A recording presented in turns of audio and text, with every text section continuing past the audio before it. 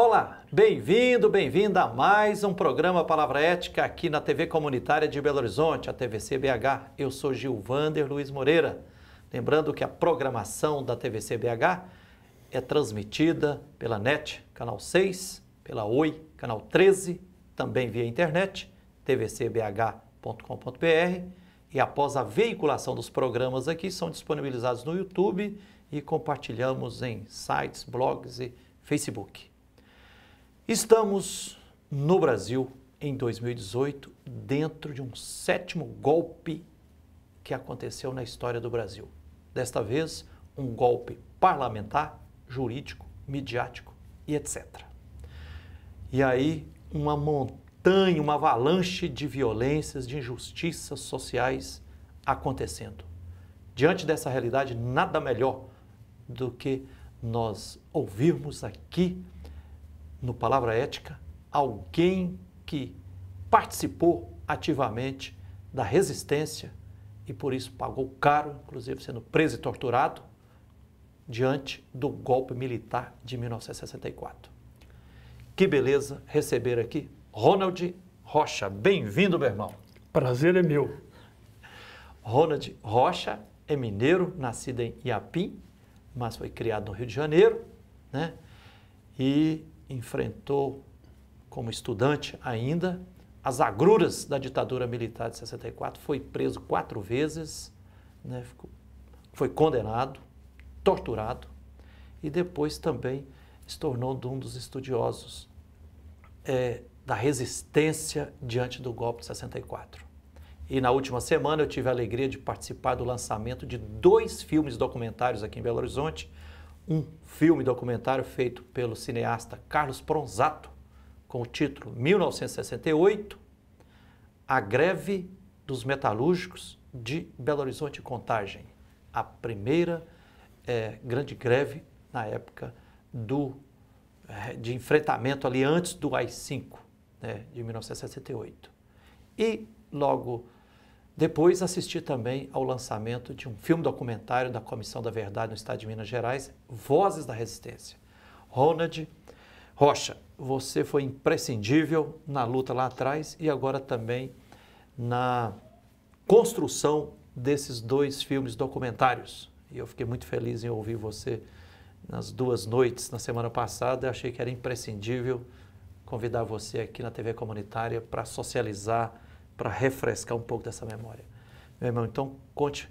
Lá você dizia, a semana passada, Ronald, que já no primeiro dia do golpe de 1964, 1º de abril de 1964, já houve uma resistência, greve entre os operários da mineradora Morro Velho aqui em Nova Lima, ao lado de Belo Horizonte? Uhum. Exatamente, esse golpe de 64 foi mais que anunciado. As tentativas vinham desde a década de 50. A tentativa, por exemplo, de evitar a posse do Juscelino. Né? Mas foi anunciado, preparado foi sendo... e anunciado. A tentativa de evitar a posse do Jango. Né? Quando foi desfechado o golpe militar de 64, a CGT, melhor dizendo, o CGT, que significa Comando Geral dos Trabalhadores, que fazia às vezes de uma central sindical unificada à época, convocou o movimento sindical à greve geral como resistência ao golpe em andamento e em defesa do mandato constitucional do então presidente João Goulart.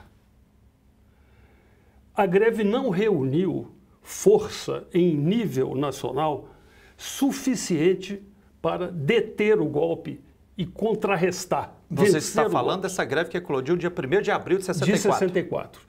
Porém, é preciso registrar que várias categorias econômicas pararam. Por exemplo, no Rio, os ferroviários fizeram greve geral. Aqui em Belo Horizonte, várias categorias, no dia do golpe, pararam. Umas durante algumas horas, outras durante um dia, mas é bom ressaltar o papel combativo, democrático e avançado dos mineiros de Nova Lima, Raposos e Rio Acima. Aqui ao lado de Belo Horizonte. Ao lado de Belo Horizonte, aqui na região central. Aqui, a 20 quilômetros de Belo Horizonte. São os trabalhadores em mineração da mina Morro Velho. A mineradora, o nome era esse mesmo? Não, mineradora a mineradora Morro Velho? era a antiga St. John Mining Company, né, de capital inglês, que operava no Brasil desde a época da escravidão. Quando a Lei Áurea foi promulgada, a Morro Velho tinha 2.500 trabalhadores. Desses, mais de 1.500 eram escravos. No dia da Lei Áurea, eram escravos. Pois bem, e era uma empresa capitalista por ações. Os trabalhadores da Morro Velho, que à época do golpe já eram milhares, 8.000 trabalhadores, pararam, fizeram uma assembleia na sede do sindicato, chamada por uma reunião da diretoria ampliada, e decretaram greve e marcaram uma manifestação para Nova Lima, para dentro da cidade de Nova Lima. A sede foi cercada pela polícia militar, inclusive com nichos de metralhadoras, tropas armadas até os dentes, para evitar a manifestação de rua. Mas a greve eles não conseguiram evitar, durou 2 dias.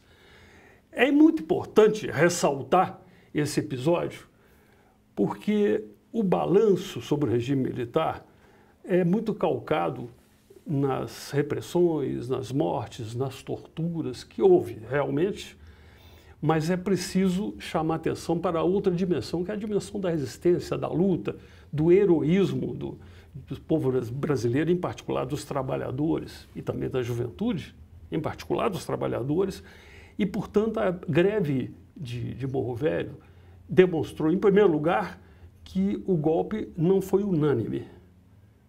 Houve resistência. Em segundo lugar, que o golpe não contou com a adesão e com o apoio dos trabalhadores, sobretudo dos trabalhadores assalariados, modernos, que são o proletariado. Pelo contrário, houve uma resistência, insuficiente para deter o golpe, sim, mas uma resistência, que depois se projeta durante o regime militar na forma de lutas e mobilizações até a crise final do regime, lá no final da década de 70. Então é muito importante, esse episódio é fundamental, é emblemático. Ronald, e aí, quer dizer, 2 primeiros dias do golpe, 1 e 2 de abril, greve dos operários em Nova Lima, foi fortemente reprimida. Fortemente reprimida. Mas não abafou, esse trem ficou germinando, ficou e latente. Aí em abril de 1968, eclodiu a grande greve dos metalúrgicos de Belo Horizonte e Contagem. Isso. Conta isso para nós, porque é um episódio também da nossa história muito importante, mas parece que muito pouco lembrado atualmente em Belo Horizonte, em Minas e no Brasil. Isso, né? O regime militar, especialmente o governo de plantão, do general de plantão, não esperava a greve. A atenção do aparato repressivo estava mais voltada para as mobilizações estudantis, para os pronunciamentos da intelectualidade democrática. Jamais esperavam que o movimento operário sindical se pronunciasse. Porque, de fato, a repressão tinha sido muito forte desde 64. Intervenção nos sindicatos, nas federações, proibição de qualquer tipo de movimento. Mas o movimento sindical não morreu, ficava latente. Em abril de 68, diante de um forte arroxo salarial, diante de uma compressão salarial fortíssima, o movimento começou a germinar espontaneamente de início. Não partiu de dentro do sindicato metalúrgico, não. Embora o sindicato tivesse adotado uma posição positiva e avançada depois que a greve surgiu. É bom registrar isso. Mas a greve partiu da fábrica. Você está falando da greve dos metalúrgicos de Contagem de Belo Horizonte. De abril de 1968. De abril de 68. Naquele momento já havia várias organizações e partidos clandestinos, proscritos pelo regime militar, que se organizavam, se mantiveram organizados em Belo Horizonte e Contagem. Ação Popular, a Colina, a corrente revolucionária do PCB, que se separou em 67, 68. Que era o Partido Comunista Brasileiro. Isso. E essas organizações perceberam o clima de insatisfação e a tendência espontânea à resistência e jogaram um papel muito positivo na organização do movimento grevista. No dia 16 de abril De de 1968. 1968, as empresas começam a parar, né? A Belgo, Em Contagem e Belo Horizonte. Contagem em Belo Horizonte, e tomado de surpresa o aparato policial militar, de início não agiu de maneira presta e preferiu o governo negociar. Mandou o Jarbas Passarinho, então ministro do Trabalho, para tentar engabelar Ministro dos Generais. dos generais, para engabelar os trabalhadores e evitar o alastramento do movimento grevista. Aí ele disse que a greve era ilegal, né? E um trabalhador, na reunião com ele, cheio de gente, cheio de trabalhadores, pegou uma marmita, bateu na marmita e disse assim: ilegal é a fome.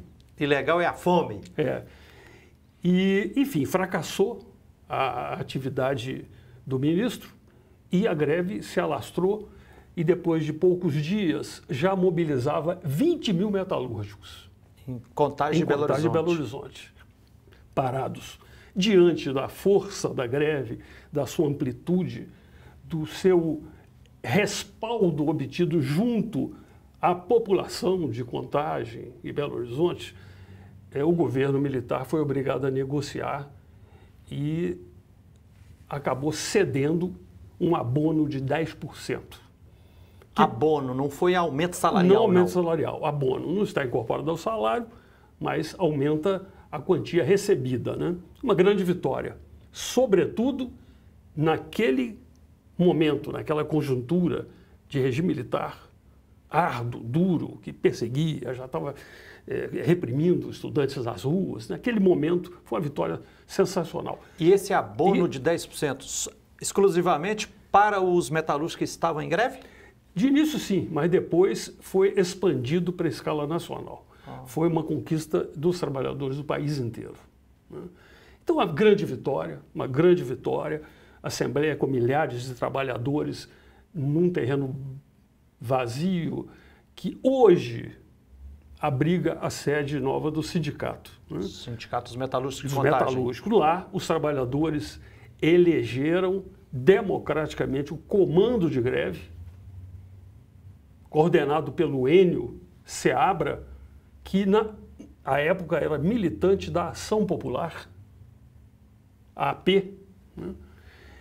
E esse comando de greve dirigiu o conjunto do movimento até a vitória.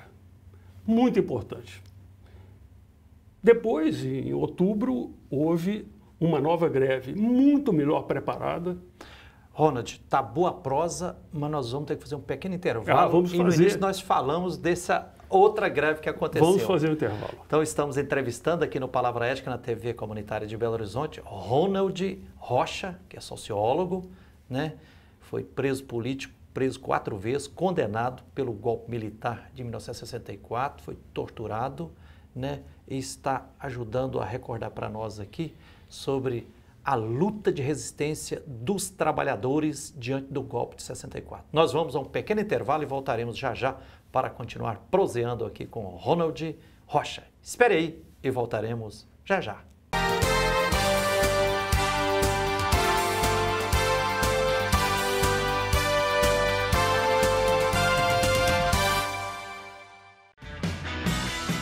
Venha gravar sua peça audiovisual na TVC Produções. Além dos melhores equipamentos que garantem qualidade estética de som e imagem, nossos estúdios contam com revestimento acústico, ar-condicionado, chroma key, teleprompter e tudo o que você precisa para gravar o melhor vídeo para o seu projeto. Entre em contato e faça um orçamento. Ligue 31 3024 2755.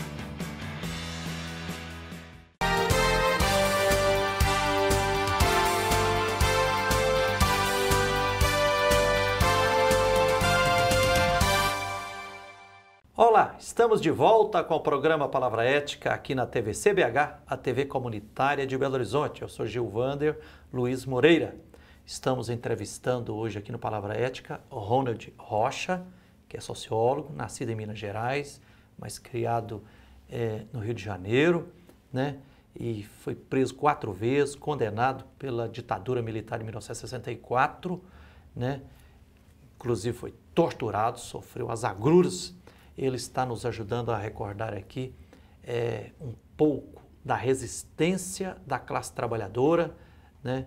Que fez os 2 primeiros dias de golpe militar, dias 1 e 2 de abril de 64, eclodiu greve entre os operários da mina Morro Velho aqui em Nova Lima, ao lado de Belo Horizonte. Depois também teve uma grande greve vitoriosa em abril de 1968. Ronald Rocha, você no final do primeiro bloco estava começando a contar que após essa grande greve, que inclusive levou a uma conquista de 10% de abono salarial para toda a classe trabalhadora brasileira, dos metalúrgicos de Contagem de Belo Horizonte, em outubro teve uma outra greve. Eu aproveito já para recordar aqui que em dia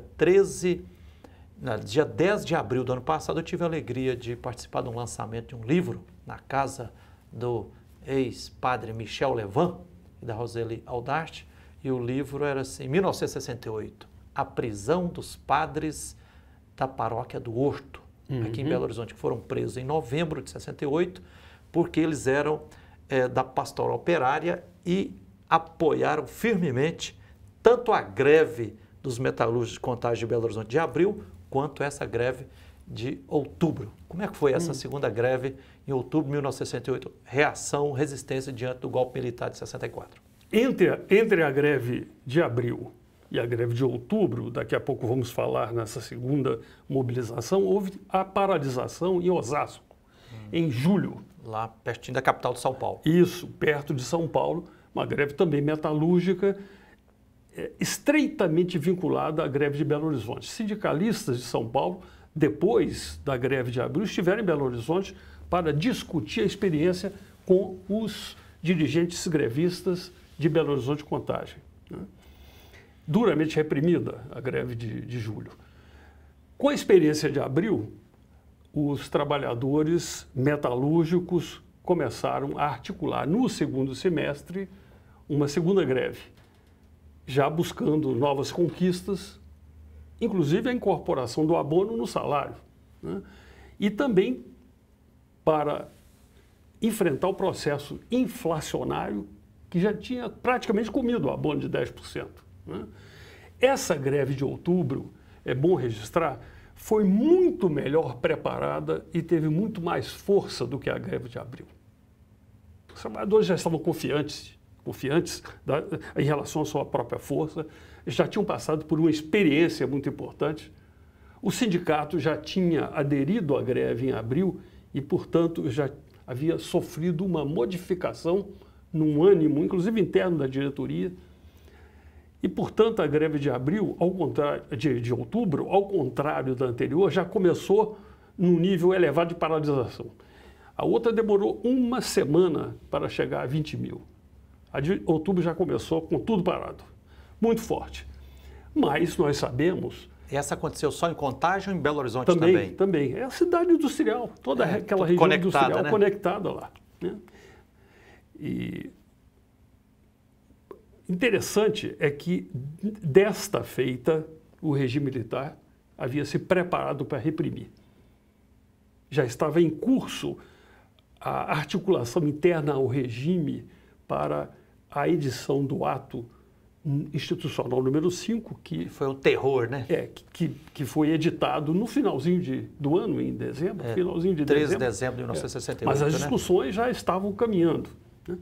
E, portanto, nós podemos dizer com segurança que o governo militar de então, que era gestor do regime militar, já havia decidido implantar o terrorismo aberto de Estado, o terrorismo aberto de Estado. O ato 5 é uma tentativa de conceder uma base legal institucional ao terrorismo de Estado. Uma legal arte super artificial e covarde, né? Legal, porque também as leis não são sempre certas. Não vamos fazer um culto, né, das leis. Tem leis boas e leis ruins. O ato foi uma norma legal, mas de exceção, outorgada pelo regime militar, a revelia do povo brasileiro. Imposta. O próprio Congresso manietado não valia nada, né? Pois bem, então a greve enfrentou uma repressão brutal, a greve de outubro, brutal. O que nós vimos, portanto, foi um choque de classes em um nível superior ao de abril. A luta de classe travada ali. O movimento operário sindical mais forte, uma greve melhor organizada, mas, por um outro lado, o Estado já com a decisão de reprimir desde o início, com um aparato montado para isso, não só a Polícia Militar, mas também o DOPS, tudo mobilizado para enfrentar a greve. E aconteceu uma repressão brutal. Os principais dirigentes grevistas foram presos, alguns até antes da greve eclodir em casa, né? E dezenas e dezenas de prisão nas várias empresas.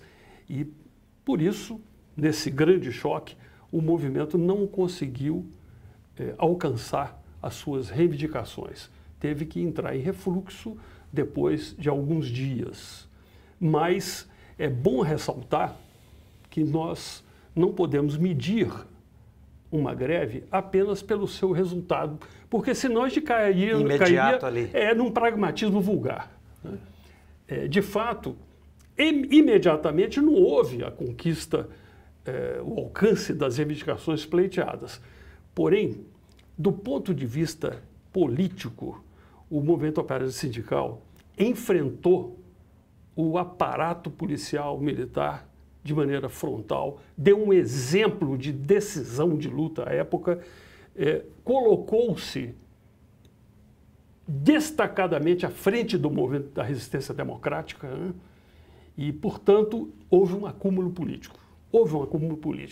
Não é à toa que, apenas 10 anos depois, a resistência democrática ressurge e o próprio movimento operário sindical volta a um ascenso em 79, com várias greves, inclusive dos metalúrgicos em Contagem, e também... E aí, criação de CUT, PT, tudo, etc. CUT, né? As centrais sindicais se organizam, os sindicatos se organizam melhor, né? Teve a greve do professorado, tanto da rede pública como da rede privada, aqui em Minas Gerais, o surgimento do Sindiúti, né? Do Sindicato dos Trabalhadores do Ensino, da rede estadual, e também a retomada pelos setores democráticos do Simpro, que estava na mão de Pelegos, que inclusive havia um pedido da própria intervenção no Estado, a própria diretoria pediu intervenção.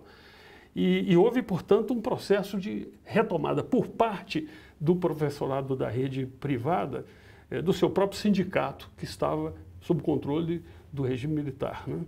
Então foi muito importante.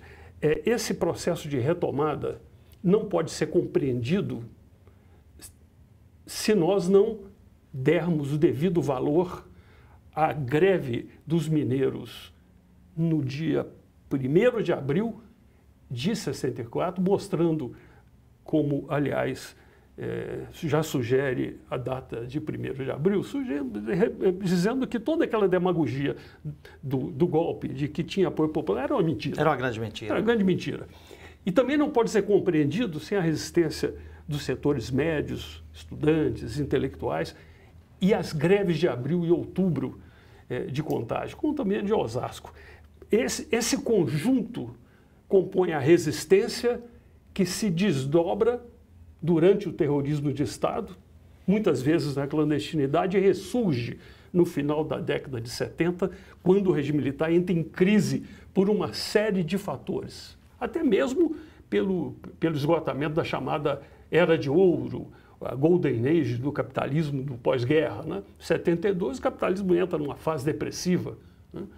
E o próprio milagre brasileiro se exaure a partir dessa época, né? E esse ressurgimento só foi factível, só foi possível com os acúmulos anteriores.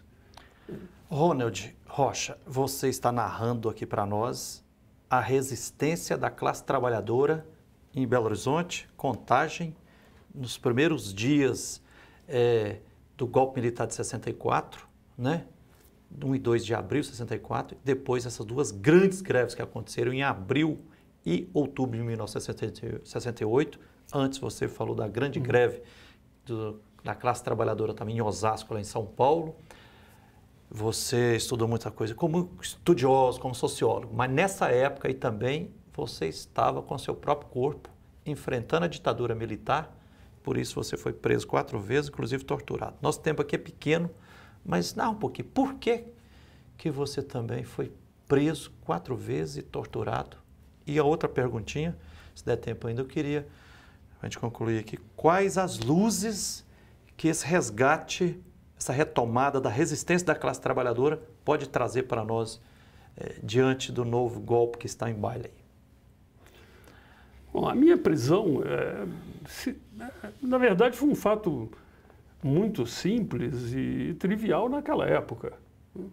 Não foi uma prisão individual, não foi uma coisa da qual a gente deve lembrar nem como para se mortificar como vítima e nem para se exaltar como indivíduo, como pessoa. Na verdade, eu fui apenas um dos milhares e milhões de brasileiros que ingressaram na resistência democrática ao regime militar.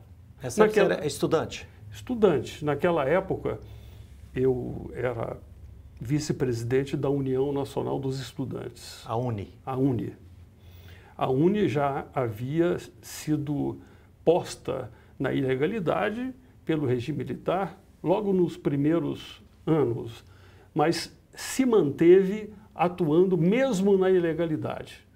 Até 69, ilegalmente, mas publicamente nas universidades. Após a implantação do terrorismo de Estado, a diretoria da UNE teve que adotar métodos clandestinos para continuar na resistência. A UNE continuou existindo. Eu, como vice-presidente da UNE, fui obrigado, diante das perseguições policiais, eu fui enquadrado no decreto 477, fui expulso da faculdade, não consegui, à época, concluir o meu curso e tive que ir para a clandestinidade.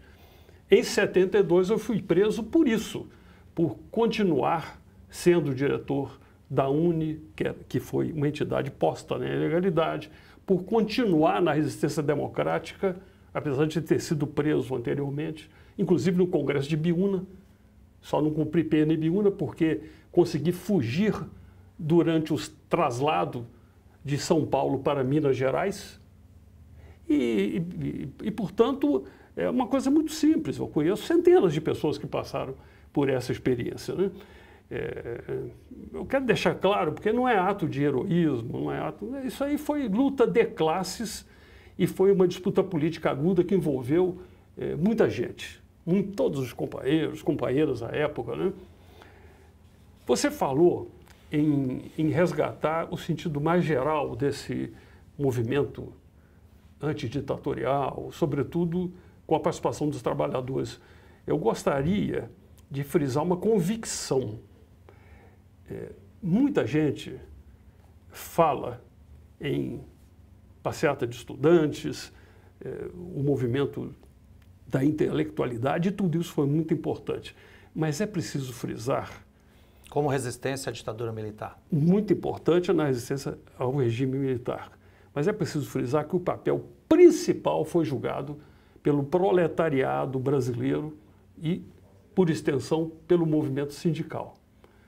Não só o ataque principal do regime foi contra os operários, os trabalhadores e o movimento sindical, como também o principal protagonismo da resistência foi dos trabalhadores, do movimento sindical.